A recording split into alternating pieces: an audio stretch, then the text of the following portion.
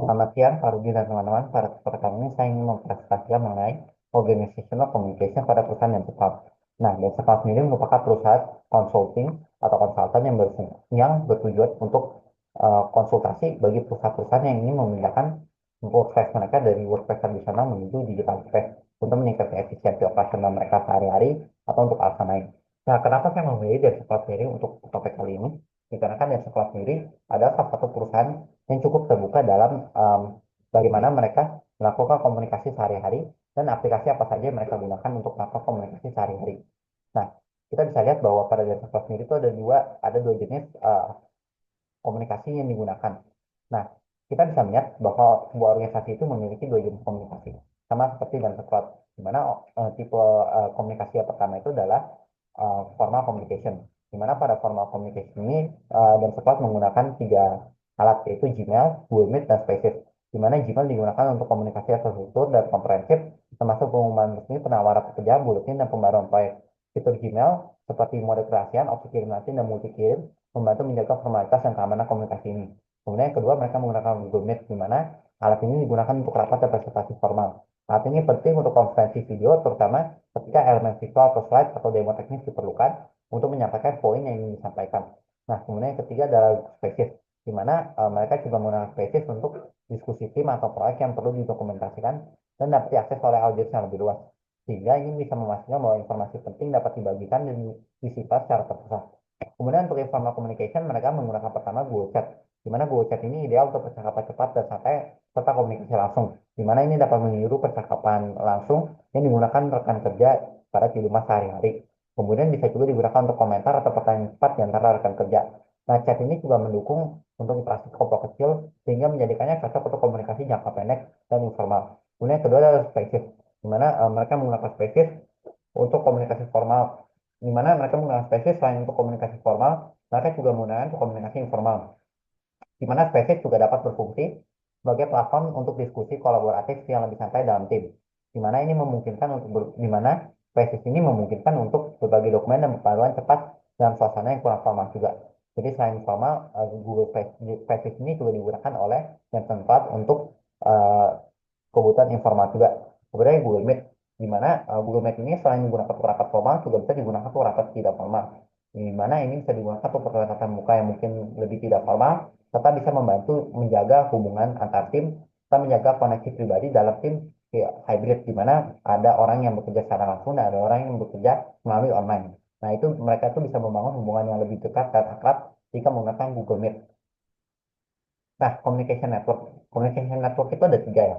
Yang pertama adalah chain network, wheel network, dan all channel network. Saya akan jelaskan satu persatu. Dimulai dulu dari chain network.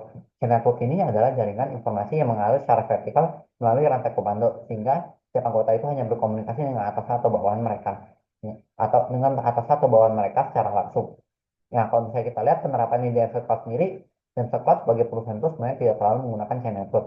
Chain network itu hanya digunakan untuk pembaruan kebijakan atau prosedur baru, serta di mana informasi tersebut akan disampaikan dari manajemen pusat ke manajemen menengah, kemudian ke karyawan di tingkat bawah. Ini memastikan bahwa setiap level organisasi dapat menerima informasi yang sama secara berurutan dan terstruktur.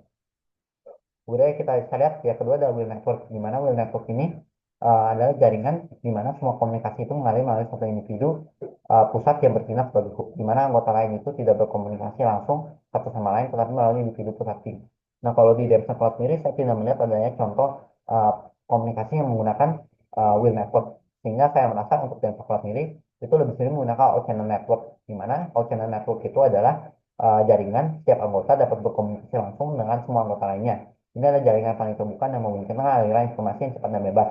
Nah, dari aplikasi yang setelah gunakan sendiri, kita bisa melihat bahwa tipe-tipe komunikasi yang mereka gunakan itu, communication network itu kebanyakan all channel network.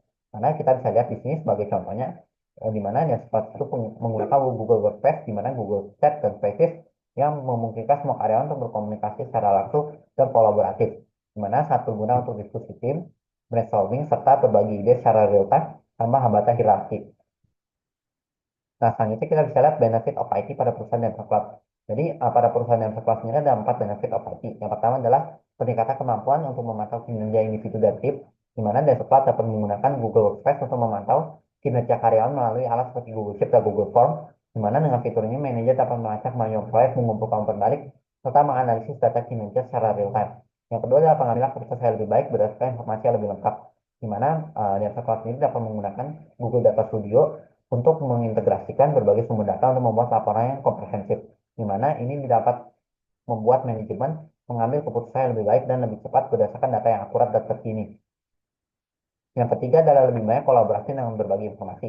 Nah, kalau di Data Cloud sendiri, hal ini bisa terjadi dengan adanya Google Drive dan Google Docs yang memungkinkan karyawan yang sempat untuk bekerja sama secara real time pada dokumen yang sama terlepas dari lokasi mereka. Sehingga ini bisa meningkatkan kolaborasi dan memastikan bahwa semua anggota tim memiliki akses informasi yang terbaru. Nah, kemudian yang keempat adalah aksesibilitas yang lebih besar per rekan kerja. Contohnya pada Data Cloud sendiri dengan menggunakan Google Chat dan Google Meet, di mana karyawan Data Cloud dapat dengan mudah berkomunikasi dan menggunakan rapat virtual. Ini sangat penting untuk tim yang bekerja dari jarak jauh atau dalam mengatur hybrid, di mana ada yang bekerja melalui kantor, WFO, dan juga yang bekerja melalui rumah, mungkin WFH.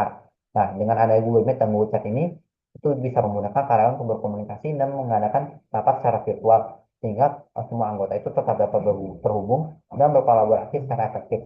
Dan dengan adanya pemanfaatan teknologi ini, dan serta dapat meningkatkan efisiensi operasional, mempercepat pengambilan keputusan, serta menciptakan lingkungan kerja yang lebih kolaboratif dan terhubung.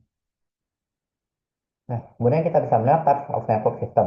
Types of network system sendiri itu ada dua. Yang pertama adalah intranet, di mana intranet adalah jaringan pribadi yang digunakan secara eksklusif oleh anggota organisasi untuk berkomunikasi dan berkolaborasi.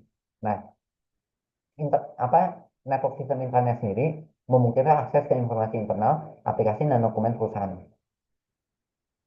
Nah, kalau misalnya kita lihat di Data sendiri, contoh penerapannya itu adalah ketika karyawan menggunakan Google Workspace sebagai platform internet mereka, di mana karyawan dapat mengakses Google Drive untuk menyimpan dan berbagi dokumen, Google Docs untuk berkolaborasi real time, dan Google Sites untuk membuat portal internal yang berisi informasi perusahaan, kebijakan, dan prosedur. Ini membantu meningkatkan produktivitas dan memastikan bahwa semua karyawan memiliki akses ke informasi yang mereka butuhkan. Kemudian yang kedua adalah type of network system extranet. Di mana type of network system extranet sendiri adalah jaringan pribadi yang memungkinkan akses terbatas kepada pengguna eksternal, seperti contohnya pelanggan, pemasok, atau mitra bisnis. Nah, extranet sendiri memungkinkan komunikasi dan kolaborasi yang aman antar organisasi dengan pihak yang berwenang tanpa membocorkan data-data rahasia data-data rahasia perusahaan. Nah, contohnya pada Devsocloud sendiri penerapannya adalah di mana mereka menggunakan fitur berbagi file dan kolaborasi di Google Workspace untuk berinteraksi dengan klien dan mitra bisnis. Contohnya mereka dapat menggunakan Google Drive untuk berbagi dokumen proyek dengan klien atau menggunakan Google Meet untuk mengadakan rapat virtual dengan klien mereka. Ini memungkinkan komunikasi efisien dan aman dengan pihak eksternal, yaitu klien mereka, karena mereka adalah perusahaan yang konsultan, sehingga mereka memerlukan komunikasi yang efisien dengan klien mereka, serta ini juga memastikan bahwa akses data mereka itu tetap terkontrol dan tetap terjaga. Nah, kemudian kalau misalnya kita lihat, ini adalah bibliografi yang saya gunakan untuk presentasi kali ini, di mana kita bisa lihat bahwa saya menggunakan uh, 4 situs ini, di mana situs yang pertama ini adalah situs yang menjelaskan bagaimana Cloud ini menggunakan komunikasi mereka sehari-hari.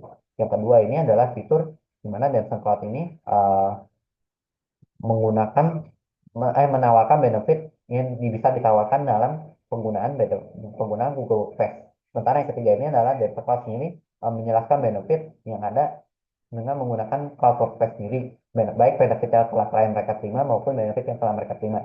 Kemudian yang keempat ini adalah salah satu contoh salah satu contoh klien Data Cloud yang telah berhasil mereka ubah Workspace dari Workspace tradisional menjadi Workspace digital. Nah, ini sekian, terima kasih atas presentasi saya. Mohon maaf bila saya membuat kesalahan, bila ada kesalahan atau pertanyaan, mungkin bisa ditanyakan atau dikoreksi. Sekian, terima kasih.